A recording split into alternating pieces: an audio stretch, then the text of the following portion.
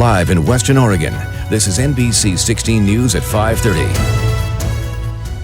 First at 5:30, hundreds of Oregon National Guard troops expected to hit Portland streets by the end of the week. Good evening and thanks for joining us for NBC 16 News at 5:30. I'm Alan Matthews. And I'm Gold Meadows. State military officials say they expect troops to be on the ground by Thursday or earlier. The Trump administration ordered 200 troops to the city to prevent damage to the Immigration and Customs Enforcement building in South Portland. The move already being met with lawsuits, a restraining order, protests, and arrests. The Oregon National Guard confirmed this evening they had received a notice of activation yesterday through a memorandum from Governor Kotek's office from the Secretary of Defense calling for the federal activation of 200 of its service members. Saying in a statement to our newsroom, the 200 service members called to federal duty will be taking orders from U.S. Northcom and not from our Oregon National Guard chain of command. All of our other service members who are not part of the 200 will continue to follow orders from our adjutant general and the governor. The Oregon National Guard says National Guard personnel from other states is a possibility, but is unlikely. Hundreds of protesters gathered outside the ICE facility in South Portland last night following President Trump's announcement. Some now facing charges. Portland police also adding additional officers to monitor the situation. More than a dozen Oregon mayors, including Eugene Mayor Karen Knutson, coming together today. The group demanding answers from the president and pleading with protesters to not escalate the situation. Oregon Attorney General Dan Rayfield filing a request for a temporary restraining order seeking to stop the deployment before any troops can hit the ground. Portland Police Chief Bob Day says it's a small part of Portland that's facing some disruption. He says so far they've arrested 2 people and says his officers will continue to have eyes on the ICE facility. Shelby Slaughter from our Portland sister station has more on how police there are reacting to the deployment. More than a dozen protesters starting their Monday at the ICE facility in South Portland. Some bringing along tents and grills, while others just showed up with signs. With the ICE facility. Portland Police Chief Bob Day hosting a press conference to share what his team knows as many wait for the National Guard to arrive in Portland. Is there a myth or a misconception since this news broke that you're like, oh, I just wish people understood this? Yeah, I mean, the fact of the matter is, and it's been highlighted so many times so well, but I just want to emphasize this is one city block. Day says what's happening here in Portland doesn't rise to the level of federal agents being deployed. He says local law enforcement has it under control. But it is frustrating, but we're going to continue to stay the course. While out at the ICE facility, we bumped into County Commissioner Julia Brim Edwards, who tells me she was just driving by and wanted to stop and talk to the people who are protesting the National Guard's arrival. I saw you go up to every single person on the street this afternoon. Yeah, a variety of things. So first, there's a lot of concern that the National Guard is coming in. There's concerns about the president's rhetoric, that this is a unsafe place to be in Portland. So part of what we were communicating with each other as people who live here, who work here, that this is a safe community. We don't need the military here, and also we need to protect our neighbors. And that was Shelby Slaughter reporting. Another thing that came up during the press conference was a helicopter. A lot of people reported hearing and seeing. Chief Bob Day says it's not their helicopter and he's not aware of who is flying it. With President Trump sending in the National Guard to Portland, we asked some local protesters what it means for their efforts moving forward, especially if similar deployments happen in Eugene. If the National Guard were to come to Eugene, I genuinely think at first people would be too scared to go out and actually protest. Their goal should be de-escalation and not escalation. And we've seen this happen, throughout like the Black Lives Matter movement and everything like that. We've seen this happen even dating as far back as Stonewall. We've seen this happen. Other protesters, however, are encouraging people to not back down, saying that staying inside would do greater harm than being active in the streets. The more scary thing in the long run is doing nothing. that these tactics rely on people demobilizing. The threats to send the military into Portland and Oregon and claiming that Portland is a war zone and things like this, these are, scary, obviously, for the people there. Protesters tell us they will continue their weekly anti-ICE protest in front of the Eugene Federal Building tomorrow. The precedent is it's setting is normalizing troops on U.S. soil, sending help that has not been requested, that's actually been rejected, creating a kind of chasm between federal and state government. Typically, it's been something left to the states. President Trump's push to send troops into Portland isn't the status quo for federal troops on U.S. soil. The Posse Comitatus Act of 1878 limits federal power in deploying troops in domestic law enforcement to dealing with rebellions or insurrection.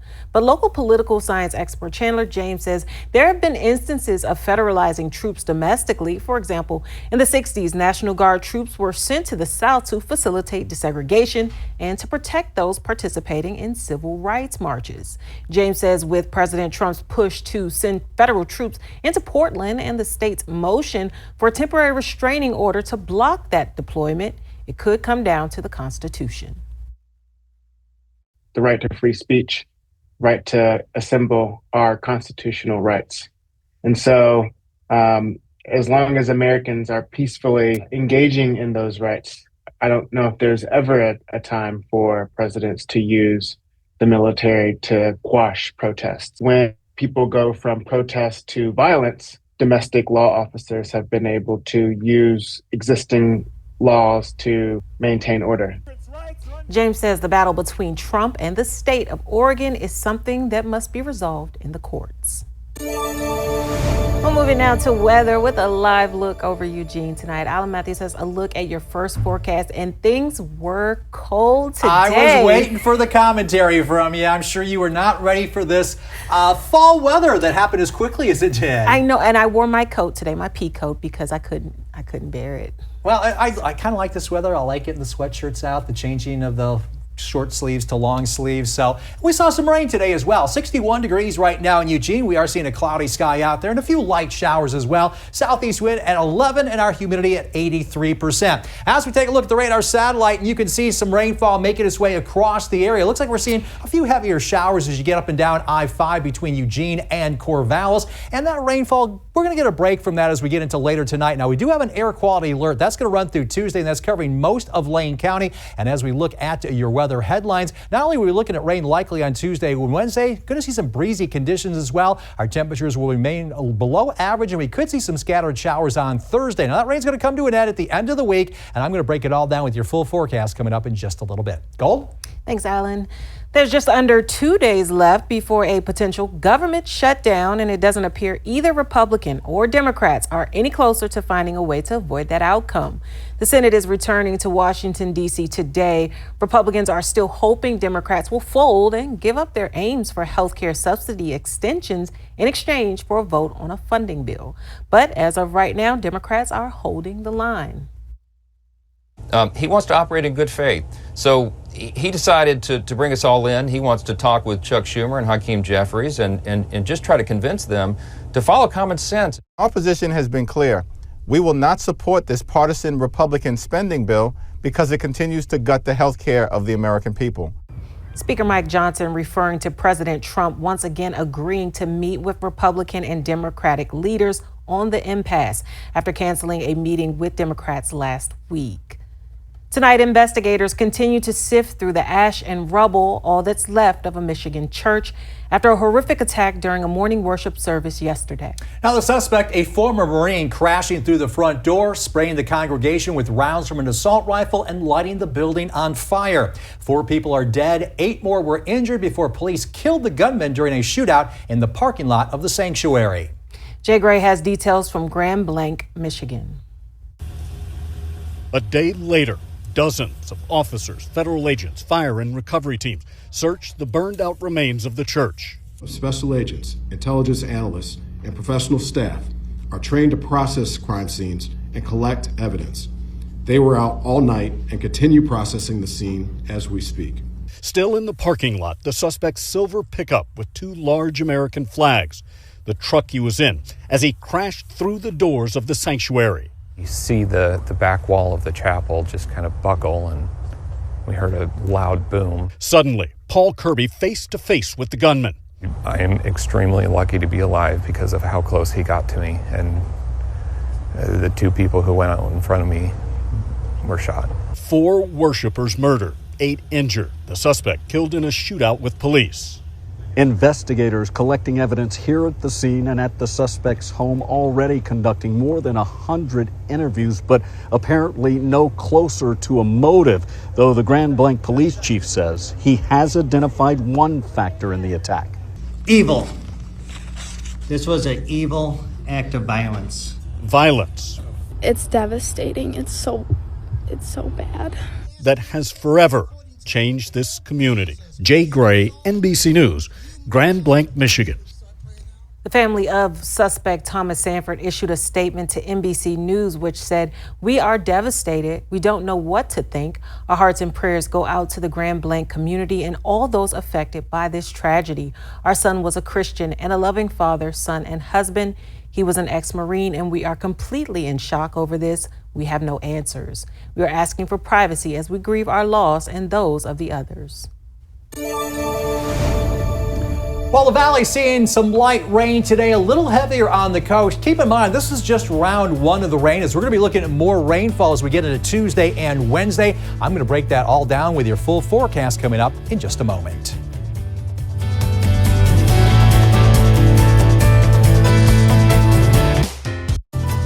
And now weather with Alan Matthews. 61 degrees right now in Eugene under a cloudy sky, a southeast wind at 11, and our humidity level at 83%. We take a look at temperatures around the area, and it is a cool day out there. 61 degrees right now in Corvallis, 59 in Junction City, 64 the current temperature in Roseburg, and you head out to the coast, 61 in Florence, 63 right now in North Bend. As we look at the radar satellite, you can see that rainfall is diminishing. We do have this nice little area of showers, though, along I-5 between Eugene and Corvallis right now, but that will be dissipating over the next couple of hours, and we're actually going to get a break from that rainfall tonight. In fact, let's look at the rainfall total so far for the day. You can see Eugene just below 1/10 of an inch of rain, Roseburg at 6/100ths of an inch of rain. Really, the coast seeing a good amount of rainfall for today. You can see Coos Bay over 4/10 of an inch of rainfall, and Corvallis just over 1/10 of an inch of rain. Now, as we break out the next 48 hours, like I said, that rainfall will be coming to an end, so we'll get a break. In fact, we may even see some breaks in the clouds this evening, but then we get into late Tuesday morning, early Tuesday afternoon, that rainfall starts to make its way across the area, and you saw some pockets of some heavy showers in there as well.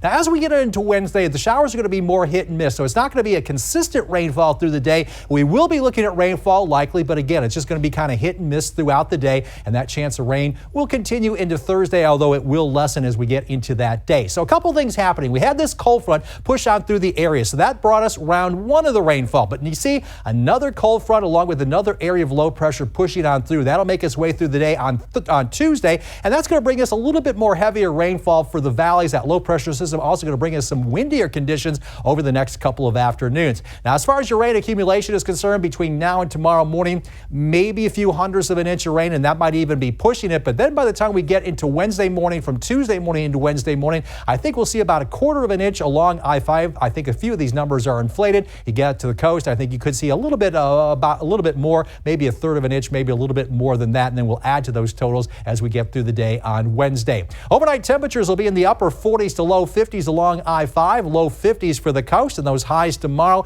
mid to upper 60s along I-5, low 60s for the coast. 7-day outlook for Eugene, Springfield, temperatures in the upper 60s over the next couple of days. Not only will rain be likely on Tuesday and Wednesday, we'll see some breezy conditions as well. Some scattered showers on Thursday. We'll get a dry day on Friday, maybe a degree or two warmer with those highs in the low 70s. For the Roseburg area, also looking for some breezy conditions tomorrow with rain likely Tuesday and Wednesday. A few scattered showers possible on Thursday. Temperatures go from the upper 60s on Tuesday to the low 70s for the rest of the week and into the upcoming weekend. And for the Coos Bay area, also looking at some breezy conditions. I think those wind gusts are going to be a little stronger tomorrow than they will be on Wednesday. Temperatures in the low 60s the next couple of days. Rain will be likely on Tuesday and Wednesday. Some scattered showers on Thursday. And as we get into the upcoming weekend, a lot of sunshine with those highs in the low 60s. So I know it's not the weather you appreciate, but hopefully this rain is going to help bring an end to fire season, which is important. It's not here yet, so don't get excited. But I'm happy hopefully for the rain. I Yes. just wish it was on the weekend, you know, when I don't have to come in and I can curl up on the couch. See, I think a lot of people would want the rain during the week so they can go out on the weekend. Yeah, I feel that. Yeah. I just hope for no rain on Fridays and Saturdays, Alan. I know. Can we ask for anything more? But another week of high school football means another Slinty Sports Top 5 Plays of the Week. Which plays were the best of the best? Well, you're going to find out. Your Slinty Sports Report is after the break. The best C16 Sports Desk, sponsored by Bridgeway Contracting. Well, we are almost halfway through the regular season, and more teams across the Willamette Valley are finding more ways to make some incredible plays that deserve a little recognition, like being mentioned in my Slinty Sports Top 5 Plays of the Week. As the weather gets colder, the highlights only get hotter, and Week 4 of Oregon High School football did not disappoint, so let's get right into it. Here are your Slinty Sports Top 5 Plays of the Week. Starting with play number 5, North Eugene taking on Springfield. The Highlanders with the ball. Day Ireland with the screen pass to Josiah Corsini, who bounces off a defender and fights for the touchdown, but North Eugene would give Springfield its first win of the season. Then up to Corvallis for play number 4. The quarterback, Bryson Edwards, stepping up, delivers a beauty to Logan Large, who bursts down the near sideline to tack on another touchdown for the Warriors that go on to get the comeback win in the second half, 34-13. Let's go over to play number 3 between Harrisburg and Oak Ridge. Aiden Dillon takes the handoff and is immediately met by a flock of Eagles, but somehow he would find his way through and would take off for the long touchdown, but the Eagles would win this one 33-12. And play number 2, how about we go for 2? Felix Oletti looking right, he starts to scramble left, airs it into the end zone to Asher Turnbull, who readjusts to bring in the 2-point attempt. That play would cut the deficit, but the Axes would fall to Crescent Valley 36-8. And finally, at number 1, our play of the week from Thurston, Emmett DiStefano heaves a 37-yard pass down the field to a wide-open Brody Baker, who makes the catch in the end zone for the touchdown. Thurston would take down Roseburg 26-14. And those are your Slinty Sports Top 5 Plays of the Week. Tune in next week for more best of the best plays as we reach the halfway point in the regular season. Now, no need to cry. High school football is back again this week. We got more of the best matchups in Western Oregon coming your way at 11:05 p.m. this Friday night on Friday Night Rivals right here, sponsored by Associated Heating and Air and Conditioning. That's it for sports. Back to you. All right, thank you, Slindy. Coming up on your only local news at 5:30, a rare find among fowl, likely brought on by climate change.